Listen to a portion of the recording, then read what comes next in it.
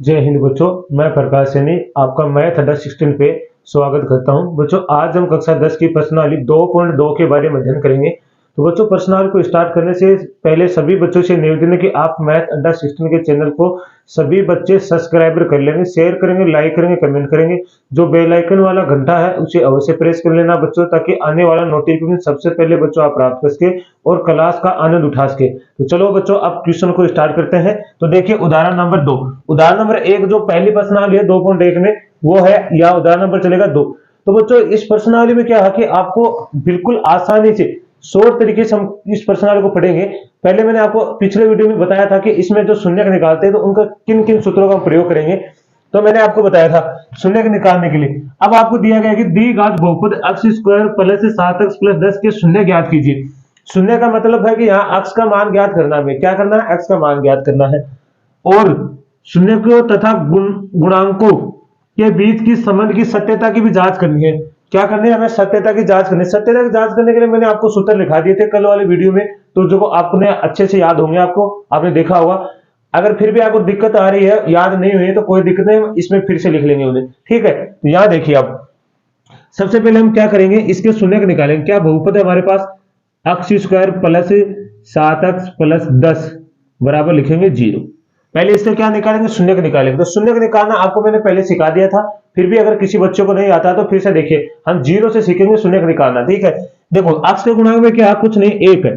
ठीक है, तो 1 मान लेंगे, किसी गुणांक में कुछ नहीं है तो वहां 1 होता है। अब इस पहले और अंतिम को क्या करेंगे? हम गुणा करेंगे। इसे किसको गुणा करेंगे? 1 और 10 को। ठीक है बच्चों, 1 और 10 को गुणा करेंगे तो कितना आएगा? 10। अब ये 10 आया है, इस 10 के ऐसे टुकड़े करने हैं कि टुकड़े करेंगे ना तो जोड़ने पे तो आपके पास कितना आना चाहिए? 7, और गुणा करने पे वापस कितना आना चाहिए? 10। तो देखिए अब 10 के कैसे कैसे टुकड़े कर सकते हो आप। पहले आप गुणनखंड विधि से देख लो, आपको कितने भी बड़ा टुकड़ा हो, उसको कितने भी बड़ी संख्या उसके आसानी से आप टुकड़े कर सकते हो इस गुणनखंड विधि से। तो सबसे पहले आप 2 का भाग लगाओ, कितनी बार जाएगा? 5 बार। अब 5 में किसका जाएगा? 5 का ही भाग जाएगा। तो यहां देखिए 10 के आपने क्या किया? 2 गुणा 5। ठीक है बच्चों, 2 गुणा 5 हो गया। अब देखो आपको कितना चाहिए? 7 चाहिए, तो यहां से जोड़ना स्टार्ट करो। 2 प्लस 5 कितना हो गया? 7। 7 ही चाहिए आपको, तो इन दोनों को जोड़ने पे कितना आना चाहिए? 7, और इन दोनों को गुणा करने पे वापस कितना आना चाहिए? 10। तो गुणा करोगे तो वापस 10 ही आएगा। 2 को 5 से गुणा करोगे कितना होगा? 10। अब देखो इसके गुणांक में क्या है? 7 के अक्ष, तो अक्ष आप यहां भी लगा दीजिए, यहां भी लगा दीजिए, और इसके गुणांक में भी अक्ष लगा दीजिए। ठीक है, अब देखो इस 7 अक्ष के स्थान पे कौन चला जाएगा? ये दोनों पद चले जाएंगे। 7 के स्थान पे कौन चला जाएगा? 7 अक्ष के स्थान पे 2 अक्ष प्लस 5 अक्ष। तो यहां लिखिए x स्क्वायर प्लस 2 अक्ष प्लस 5 अक्ष प्लस 10 बराबर 0। यहां तो कोई दिक्कत नहीं है। अब देखिए, अब यहां से दो दो के जोड़े बनाएंगे, एक तो ये जोड़ा हो गया, एक ये वाला हो गया। ठीक है, अब यहां से देखिए टुकड़े करेंगे हम। इस अक्ष को, अक्ष स्क्वायर को आप क्या लिख सकते हो? अक्ष स्क्वायर को बच्चों आप लिख सकते हो x गुणा अक्ष। तो मैंने इसको लिखा x गुणा अक्ष। 2 को क्या लिख सकते हो? 2 गुणा अक्ष। ठीक है, अब 5 को क्या लिख सकते हो आप? 5 गुणा अक्ष। लेकिन 10 को क्या लिख सकते हो? 2 गुणा 5 बराबर 0। अब देखो इस वाले में इस वाले में आपको क्या कॉमन दिखाई दे रहा है? अक्ष। अब जिसको परीक्षा में देखो जो मैं बता रहा हूं ना, ये अब जैसे अक्ष कॉमन है तो अक्ष का यहां भाग लगा दीजिए, अक्ष का यहां भाग कोष्टक। अब जैसे भाग लगाया ना, परीक्षा में नहीं लिखना आपको, ये रफ कार्य करना है। जहां से अक्ष से तो अक्ष कट गया, इस अक्ष से ये अक्ष कट गया, तो यहां तो क्या बचा? अक्ष, और यहां क्या बचा? प्लस के 2। ठीक है, यहां कोई दिक्कत नहीं। अब इन दोनों में देखिए क्या कौन आ रहा है, आपको दिखाई दे रहा होगा। ये जो निशान रहेगा पहले वही निशान यहां लेना है। देखो आपको 5 दिखाई दे रहा है, तो 5 का भाग यहां लगा दो, 5 का यहां, इस 5 से ये 5 कट गया, इस 5 से ये, तो यहां तो बचा अक्ष और वहां बचा प्लस के 2 बराबर 0। याद रखना बच्चों, आपके पास ये दोनों सेम आने चाहिए। दोनों पद सेम आएंगे तभी आपका क्या है, ये सही है, अन्यथा गुणनखंड आपने जो किया वो गलत किया है। अब देखो ये दोनों फिर कॉमन आ रहे थे, यहां से x प्लस 2 आप कॉमन लोगे तो x प्लस 2 का भाग यहां लगाना है, x प्लस 2 का भाग यहां लगाना है। इससे तो ये कट गया और इससे ये, तो यहां तो बचा x और यहां बचा बच्चों प्लस के 5 बराबर 0। ठीक है, अब देखो, ठीक है, यहां तो कोई दिक्कत नहीं है। अब देखो यहां से मैं इधर वाले को ये तो मिटा देता हूं, इसकी शॉट ले लीजिए आप एक बार ताकि आपको अच्छे समझ में आए। इस वाले को मिटा देता हूं। ठीक है, अब देखिए यहां से आप क्या लिख सकते हो? इसको x प्लस 2 बराबर 0, या फिर क्या लिख सकते हो? x प्लस 5 बराबर 0। ठीक है, या फिर आप क्या लिखोगे, एक्स ये प्लस का उधर किस में जाएगा, माइनस में, तो ये हो गया माइनस के 2, या फिर इस 5 को उधर भेजोगे, ये प्लस का उधर किस में जाएगा, एक्स बराबर माइनस के 5। ठीक है, अब देखिए बच्चों, ये शून्य का है, ये हमारे पास शून्य को हम किससे लिखते हैं, अल्फा और बीटा से। हमारे जो शून्य होता है द्विघात समीकरण के, जो हमारे पास द्विघात समीकरण होता है A X square plus B X plus C के शून्य होते हैं ना बच्चों, शून्य, ये मैंने आपको कल वाले वीडियो में नहीं लिखाया था। तो इसके शून्य क्या होते हैं, कि शून्य के अल्फा और बीटा होता है बच्चों। द्विघात समीकरण के शून्य क्या होता है, अल्फा और बीटा होता है। ठीक है, ये आपको पता चल जाएगा कि अल्फा और बीटा होता है। इसका एक शॉर्ट ले लीजिए आप, ताकि आपको याद रहे। मैं साइड में हो जाता हूं, ले लिया होगा आपने, तो याद रखना इस द्विघात समीकरण के शून्य क्या होता है, अल्फा और बीटा होता है। ठीक है, अब देखिए यहाँ पे, अब आपको ये क्या पता चलेगा सर, अल्फा किसको माने, बीटा किसको माने।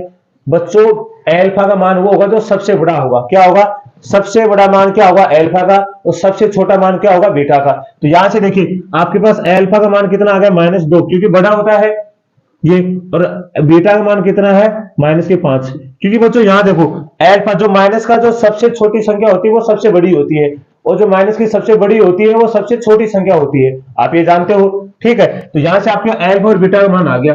अब मैंने एक, आप सत्यता की जांच करेंगे, हम क्या करेंगे, सत्यता की जांच।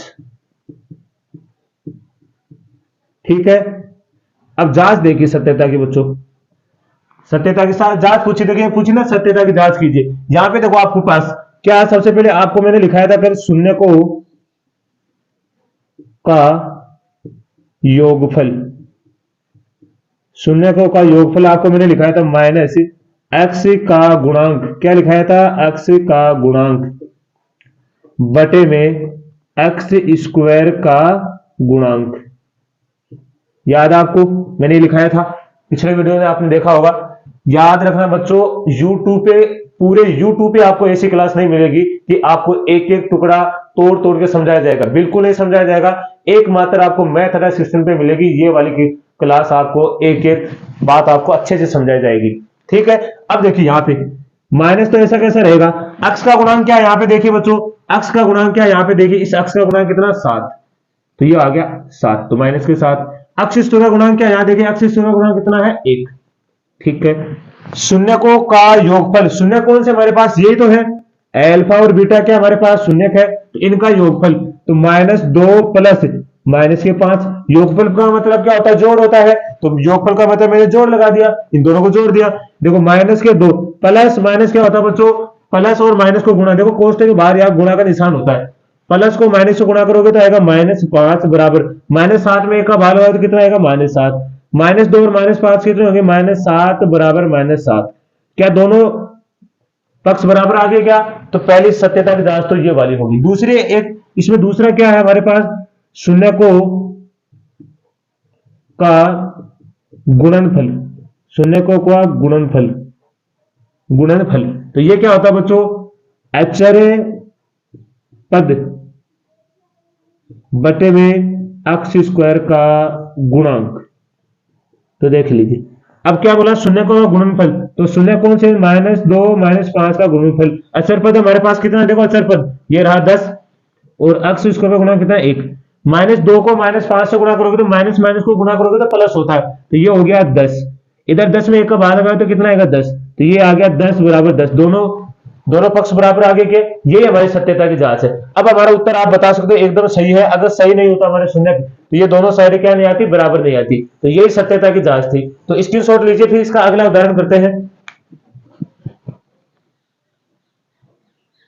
चलो बच्चों, अगला उदाहरण देखिए, उदाहरण नंबर 3 क्या लिखा है, बहुपद एक्स स्क्वायर -3 के शून्य ज्ञात कीजिए और शून्य को तथा गुणांकों के बीच के संबंध की सत्यता की जांच कीजिए। देखिए बच्चों, किसके शून्य को निकालने, फिर एक्स स्क्वायर -3 बराबर 0।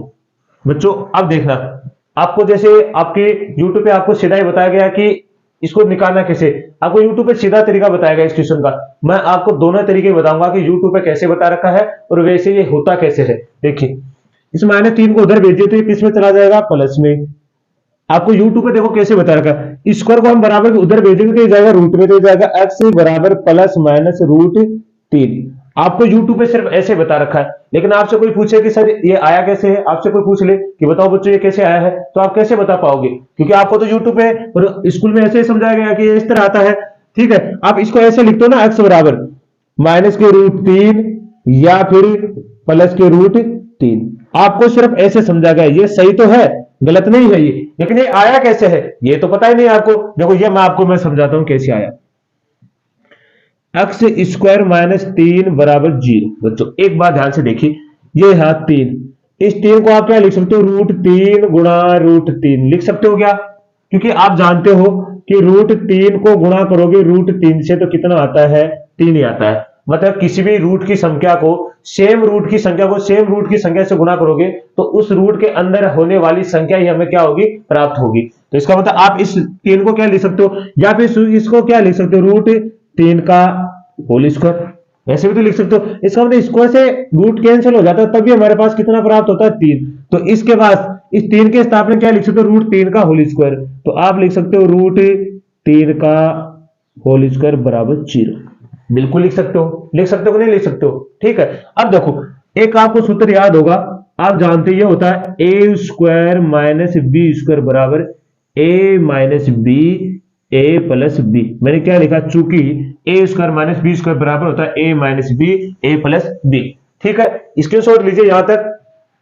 अब देखिए इधर में क्या, अब इसको क्या लिख सकते हो आप, इस वाले को, इधर वाले को, इसको देखो, ये ए का मान हो गया ये वाला, और ये बी का मान हो गया। तो आप ले सकते हो एक्स माइनस रूट 3 या फिर एक्स प्लस रूट 3 बराबर 0। ये इस तरह होता है बच्चों, आप देखो इस तरह, देखो शून्य निकालना था उस तरह आया ये।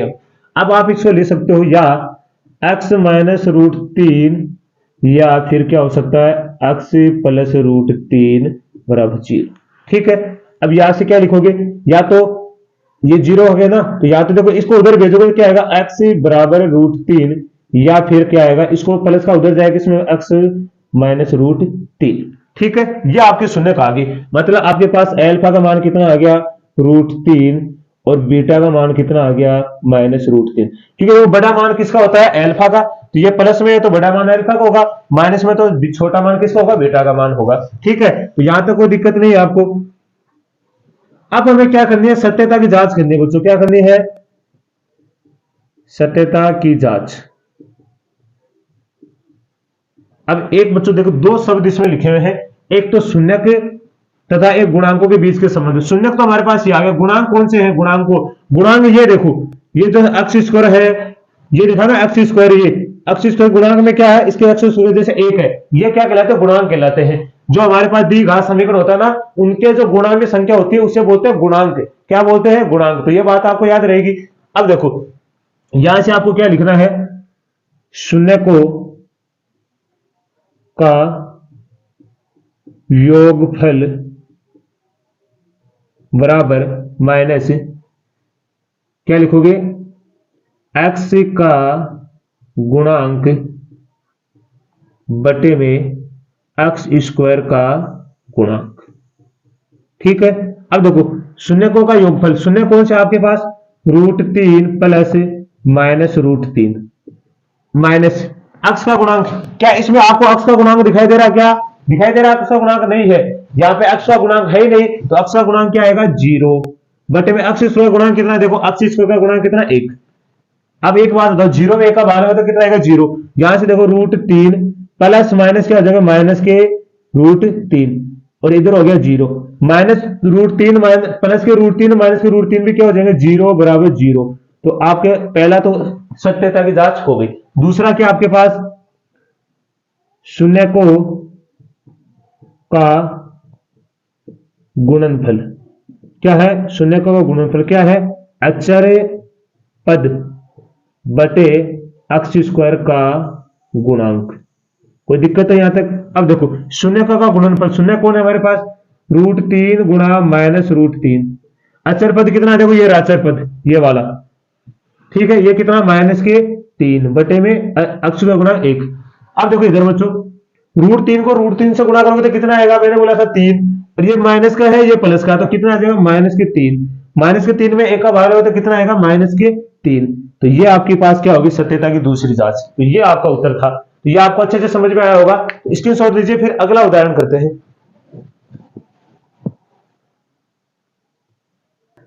चलो बच्चों अगला उदाहरण देखिए, उदाहरण नंबर 4। ध्यान से देखना है, क्या लिखा है, एक द्विघात बहुपद ज्ञात कीजिए। अब की बार आपको द्विघात बहुपद निकालना है। उसमें देखो क्या दे रखा है, जिसमें शून्यकों का योग तथा गुणनफल क्रमशः आपको दे रखा है -3 और 2 है। मतलब कहने का मतलब हुआ आपको यहाँ पे अल्फा प्लस बीटा का मान दे रखा -3 और अल्फा इंटू बीटा का मान दे रखा 2। ये आपको दे रखा है। शून्यका का योग, शून्यका का योग ये तो होता है अल्फा, मतलब शून्यका का योग ये है कि अल्फा प्लस बीटा का योग -3 और शून्यकों का गुणनफल अल्फा और बीटा का जो गुणनफल वो कितना है 2। सबसे पहले आपको क्या करना है, माना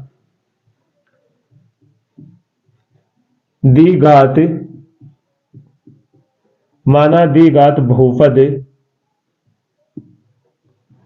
ए X square plus B X plus C के शून्य के क्रम से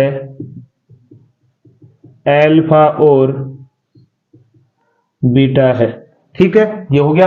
अब देखो आपको अल्फा शून्यका का योग ये रहा, आपके पास शून्यका का गुणनफल ये रहा, आपको सीधा द्विघात समीकरण निकालना। तो दो तरीके से बताया आपको मैंने, दोनों तरीके से बताऊंगा मैं आपको। पहले है द्विघात बहुपद सूत्र।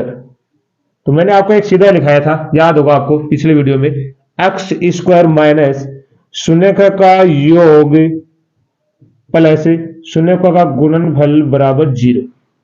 ठीक है, शून्यका का योग कितना आपके पास, शून्यका का योग ये रहा -3x, गुणनफल कितना आपके पास 2 बराबर 0। देखो माइनस और माइनस क्या हो जाएगा प्लस, तो x square plus 3x plus 2 बराबर 0।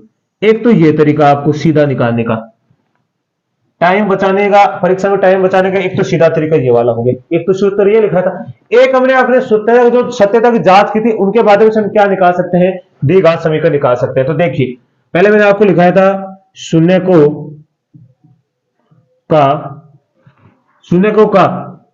योगफल, मैंने आपको याद लिखाया होगा, आपको याद होगा क्या, माइनस एक्स का गुणांक बटे में एक्स स्क्वायर का गुणांक। कोई दिक्कत है यहां तक? बिल्कुल नहीं होगी। शून्यकों का योग, शून्य कौन सा हमारे पास, शून्यकों का योगफल, शून्य का योगफल कितना हमारे पास 3। देखिए ये रहा योगफल, मतलब इस योगफल का मतलब होता है अल्फा प्लस बीटा। ठीक है, ये हो गया। इसका मान कितना आपके पास 3 -3। एक्स का गुणांक देखो यहां से द्विघात समीकरण ये रहा, हमें यहाँ पे एक्स का गुणांक क्या है, एक्स का गुणांक ये रहा कितना है -, ये हो गया b। एक्स का गुणांक क्या आपके पास a, ये सूत्र आपको लिखा हुआ था, आपकी बुक में भी लिखा हुआ है। तो उसको, इसको हम लिखते हैं -b/a के रूप में लिखते हैं, इस वाले को, इतने वाले भाग को, इस पूरे भाग को हम क्या लिखते हैं -b/a। अब यहाँ पे देखिए इधर भी माइनस है, इधर भी माइनस, तो माइनस माइनस क्या हो जाएगा प्लस, तो 3 बराबर b/a। इसके नीचे 1 लगा दो, 3 के नीचे। अब देखो इसके सामने वाला इसका मान, इसके सामने इसका मान, तो a का मान तो कितना हो गया बच्चों 1 और b का मान कितना हो गया 3। तो यहां तो कोई दिक्कत है किसी को, तो ये वाला हो गया, a का मान 1, b का मान 3। अब यहां से हम निकालेंगे शून्यकों का गुणनफल, गुणनफल क्या होता है, अचर पद बटे एक्स स्क्वायर का गुणांक। अब बताओ शून्यकों का गुणनफल कितना, ये रहा हमारे पास 2। अचर पद क्या हमारे पास, अचर पद देखिए यहाँ पे कौन रहेगा c, ये आपके है, और अक्ष का गुणांक क्या a। यहाँ पे बच्चों एक बात बताओ मेरे को, c का मान निकाल, a का मान आपके पास कितना है, ये रहा 1, तो c में 1 का भाग लगो तो 1 ही आएगा, इसका मतलब c बराबर कितना आ जाएगा 2। c का मान कितना आ गया आपके पास 2। आ गया क्या आपके पास, a का मान आ गया, b का मान आ गया, c का।